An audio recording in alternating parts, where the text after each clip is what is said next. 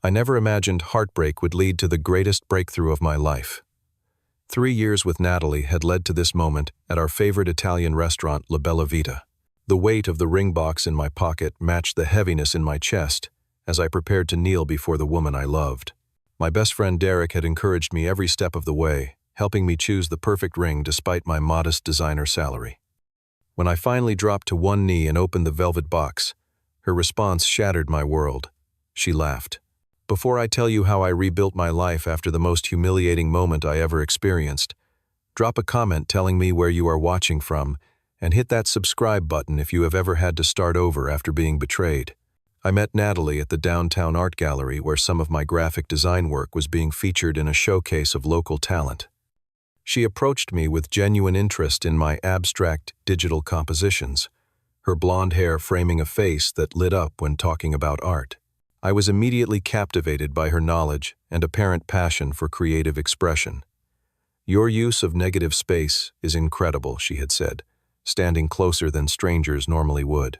"Most designers overcomplicate everything, but you understand the power of restraint." That compliment meant everything to me. As a 32-year-old graphic designer, still fighting for recognition in a competitive field, having someone appreciate the subtlety of my work felt validating. We exchanged numbers, and within a week we were dating. The first year with Natalie was magical. She introduced me to her world of gallery openings and artistic connections, while I showed her my process, sometimes working late into the night, perfecting designs while she watched admiringly. When she moved into my apartment after 8 months, it felt like the natural progression of something special. Looking back now, I can identify the red flags that my love blinded me to. The subtle criticism that began creeping into her comments about my career choices, the increasing comparisons between my income and those of her other friends, the way her eyes would glaze over when I discussed my creative challenges at work. "Passion does not pay the bills, Jose," she would say with a tight smile. "At some point, talent needs to translate into success." Those words stung, especially as I struggled to advance at Pinnacle Design Agency despite putting in 60-hour weeks. My parents, who had immigrated from Mexico before I was born, had instilled in me a powerful work ethic and the belief that excellence would eventually be recognized. But 3 years into my relationship with Natalie, I was beginning to doubt that wisdom. My friendship with Derek had been a constant source of support through these doubts. We had met in college, bonding over all-night design sessions and a shared admiration for minimalist architecture. When he helped me land a job at Pinnacle where he already worked, I was ecstatic. Having an office with my best friend made even the most stressful projects bearable. Derek and I often collaborated unofficially. I would share concepts with him, seeking his feedback, and he would offer suggestions that usually improved my work. He had a gift for presentation that I lacked, the ability to sell ideas to clients with smooth confidence.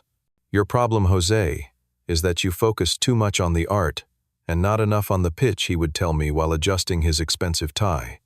"Clients need to be told why they should love your work." I trusted him completely, which is why I barely noticed when elements of my designs began appearing in his presentations. I simply assumed it was the natural cross-pollination that happens between close collaborators. When he received praise from our creative director for concepts we had discussed together, I felt proud rather than suspicious. The decision to propose to Natalie came after her not-so-subtle hints about moving forward.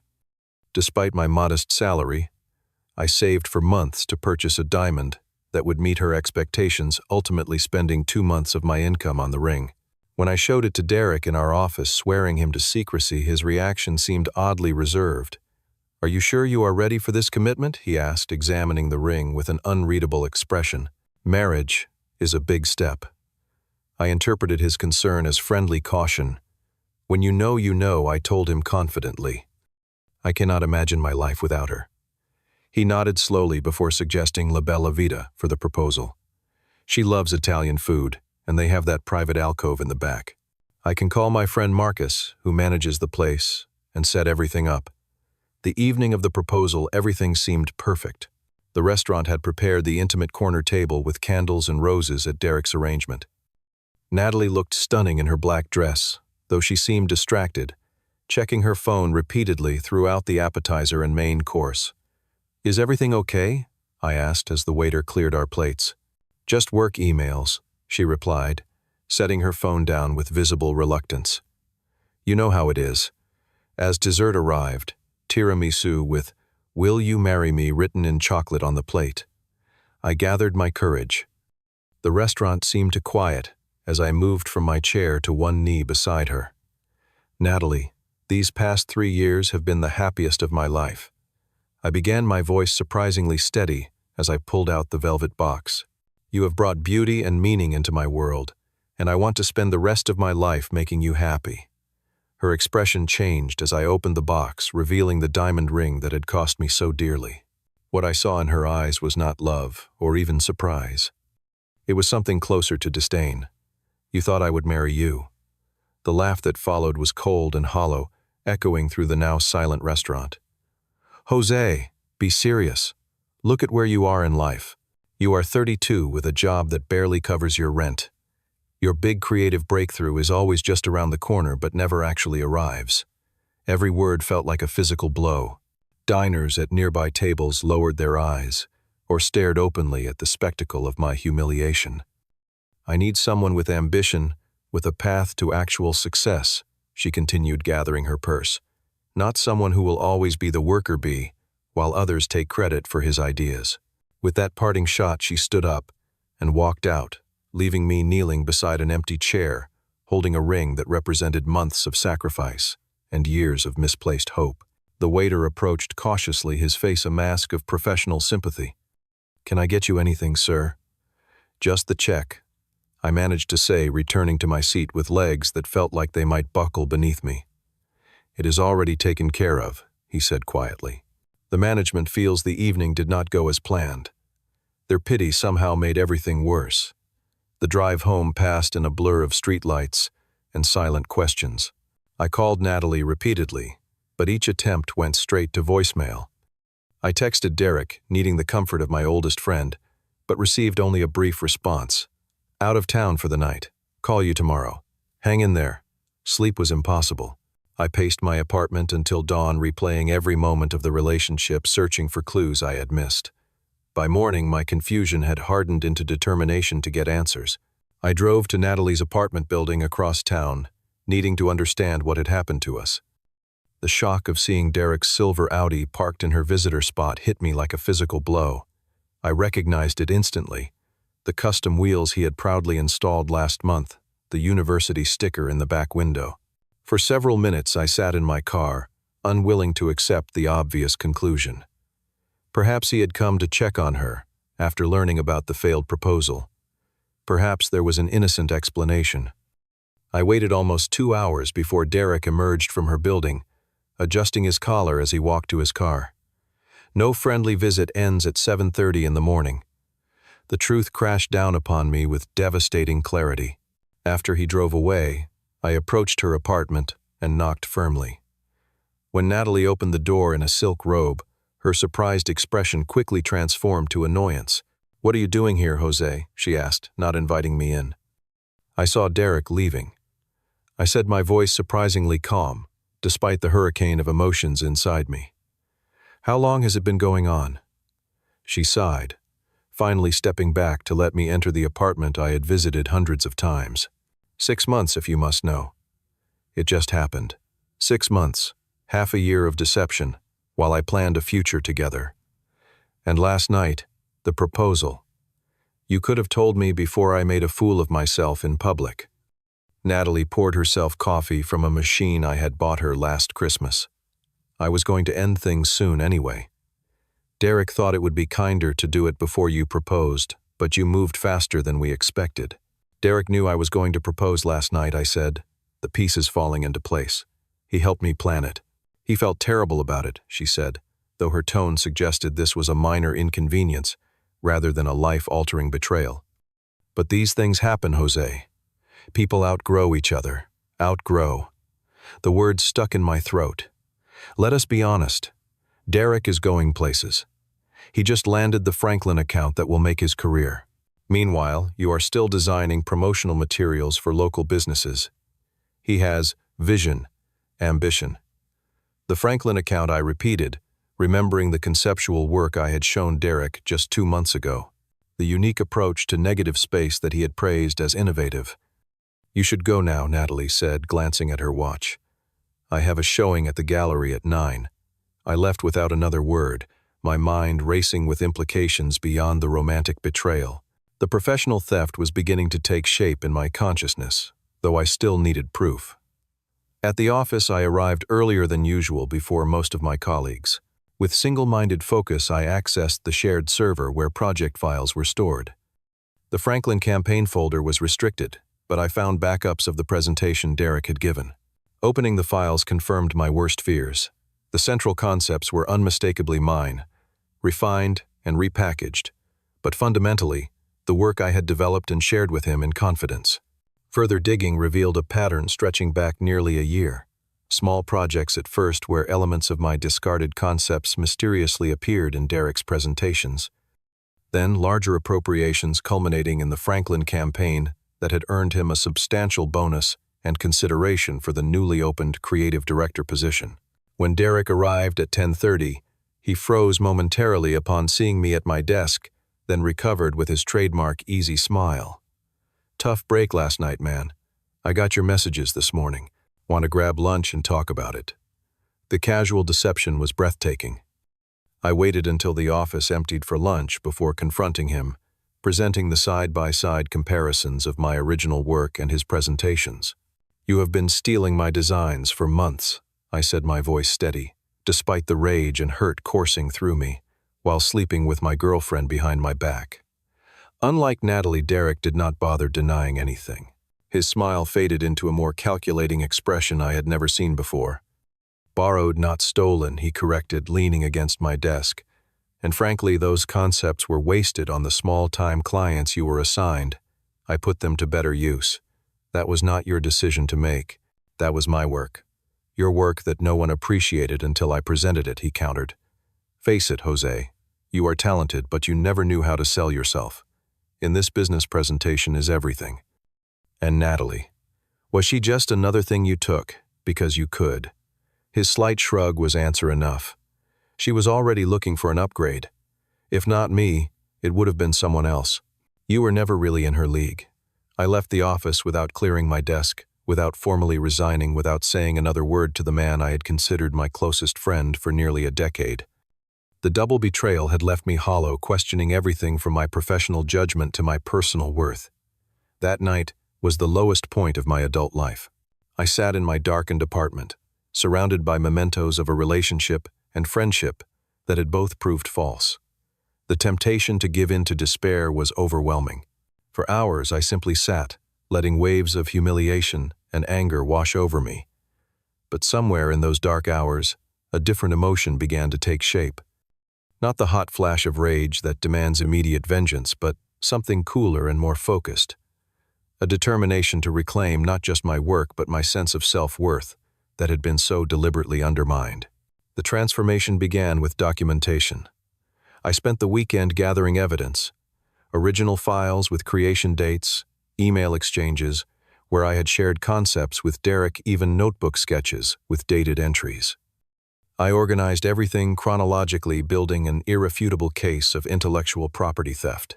Monday morning, instead of returning to Pinnacle Design, I reached out to Maria Sanchez, a senior designer who had left the agency a year earlier after her own conflicts with management.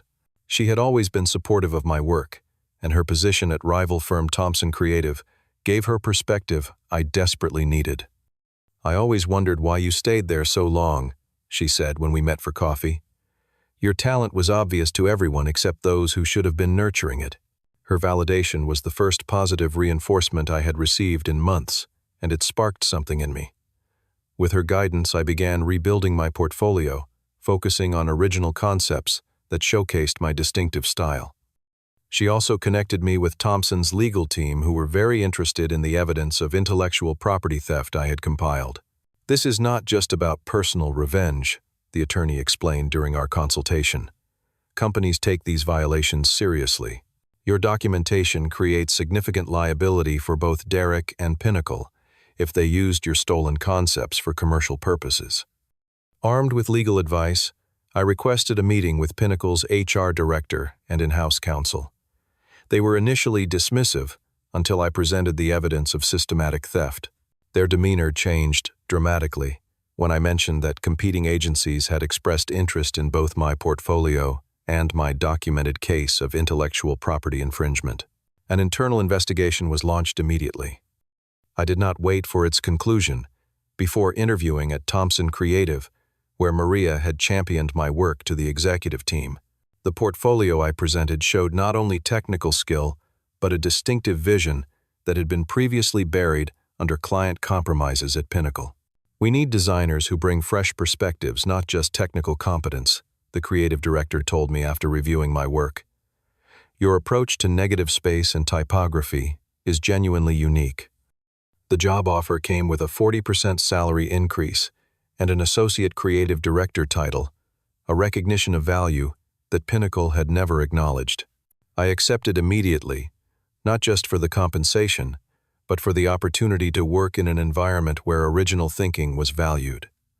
While rebuilding my professional life, I also focused on personal renewal. I joined a weekend art collective connecting with creators outside the commercial design world. These artists and musicians approached creativity without the constraints of client expectations, creating for the pure joy of expression. Their influence reignited my passion for design as an art form rather than just a commercial service. Physical change accompanied this mental shift. I established a morning running routine that cleared my mind and strengthened my body. The discipline of regular exercise became a metaphor for my broader transformation. Uncomfortable at first, but increasingly essential to my well-being. 2 months into my new position at Thompson, I learned that Pinnacle's investigation had concluded. Derek had been terminated for ethics violations, and several clients were reviewing their contracts after learning that work presented to them had been misattributed.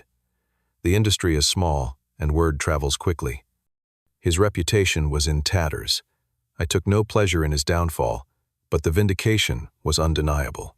Several former colleagues reached out to apologize for not recognizing the situation sooner, including my former creative director who had consistently overlooked my contributions.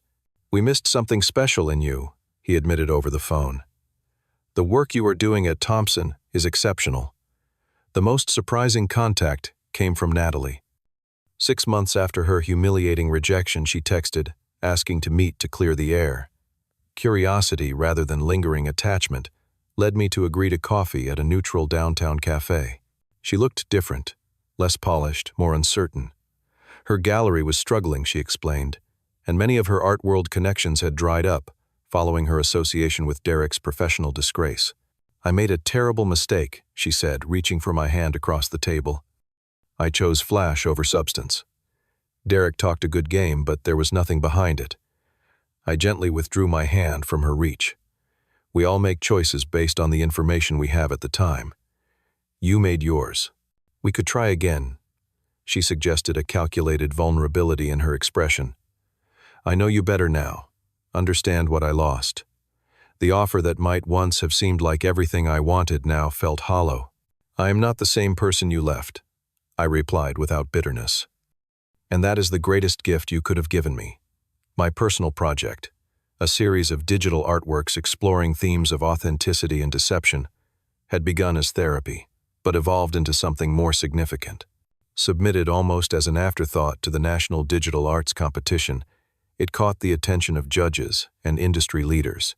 When it won the Emerging Artist Award, my transformation from overlooked designer to recognized creative force was complete. Pinnacle, desperately trying to rebuild their reputation after the plagiarism scandal, approached me with an offer that would have been unimaginable a year earlier. Derek's former position as creative director, with double my previous salary. The irony was almost too perfect. I declined politely, but firmly. The same day I registered my own design studio, Authentic Vision, with the State Business Bureau. 3 talented designers from Thompson, inspired by my approach and vision, chose to join the venture. Before we even furnished our small office space, a former Pinnacle client signed on as our first major account. "We want to work with the actual creator, not just the presenter," their marketing director explained. "Authenticity matters to our brand." Standing in my new studio 1 year after that devastating proposal night, I could hardly recognize my former self. The man who had defined his worth through the validation of others. The betrayal that had nearly broken me had instead become the foundation for a reimagined life built on genuine confidence rather than external approval. My new relationship with Sophia, a children's book illustrator I had met through the weekend art collective, developed slowly and authentically. Unlike Natalie, she valued the process of creation as much as the final product, understanding the vulnerability inherent in true creative expression. Her own artistic journey had taught her to recognize genuine talent beneath marketable packaging. "The difference in you now is not just success," she observed one evening as we walked through the park near my new apartment. "It is that you no longer need everyone to see your value to know it exists."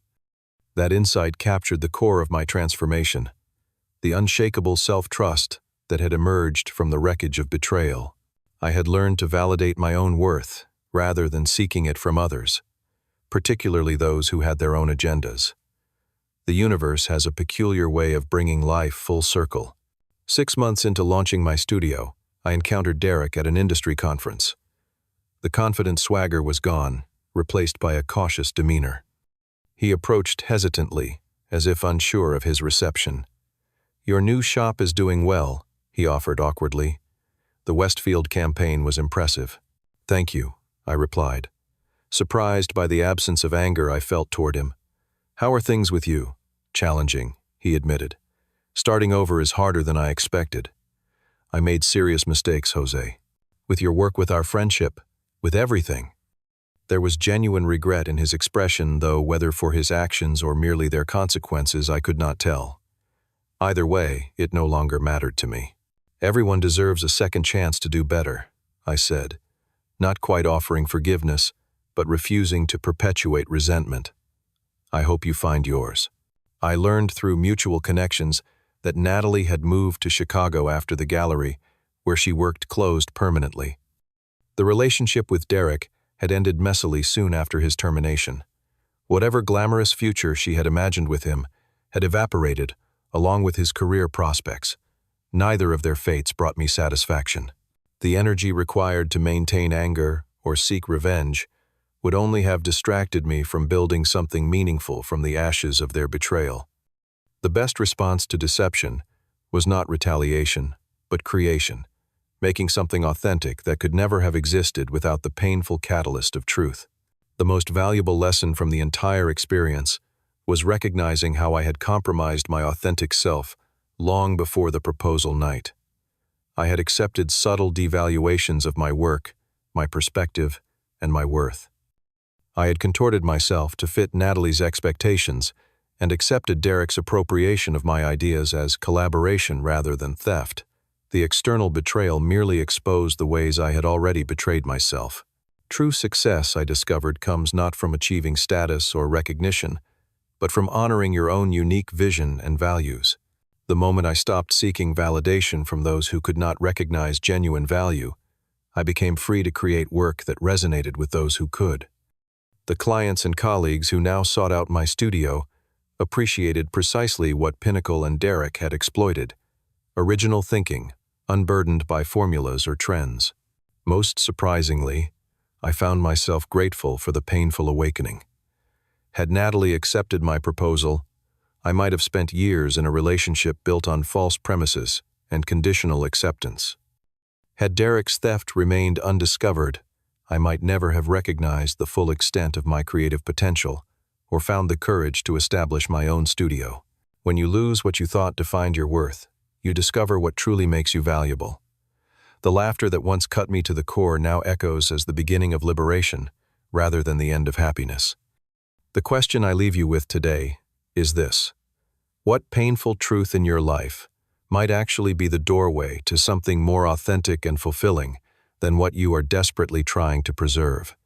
If my story resonated with you in any way, please hit the like button and subscribe to hear more journeys of transformation. Share this video with someone who might be struggling to find the opportunity hidden within their challenges.